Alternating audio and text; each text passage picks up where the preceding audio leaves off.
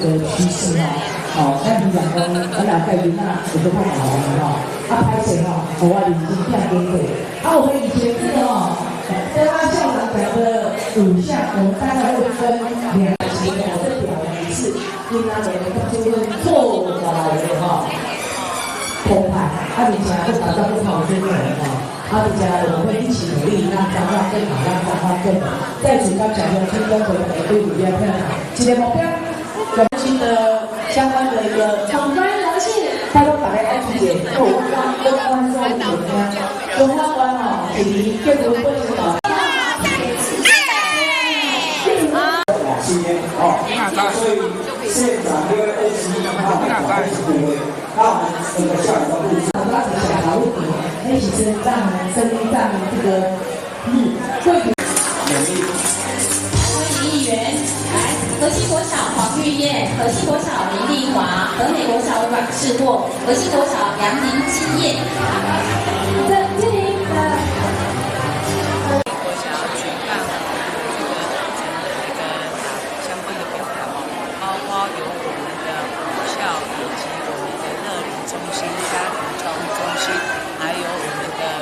新住民以及成人识字相关的一个特表那这边要特别谢谢我们和清国小，已经举办了好多年，经验非常的丰富。再来要谢谢我们所有社会教育的各个阶层的老师们，对于我们同学们的一个这个用心活到老学到老。那我们呢各种不同的教育，让我们呢第一个解除我们的这个不识字率那透过这样，也让我们新住民的这个妇女朋友们都能够有这个更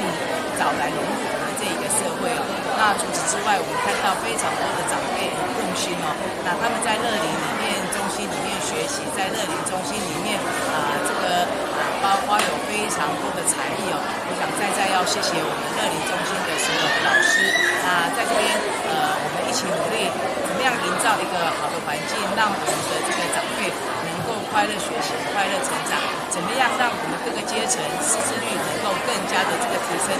我想我们一起来努力。再一次的谢谢所有老师们的付出，也恭祝我们今天所有受表扬的这些大人们的用心那美好彰化，希望城市的这位不怕。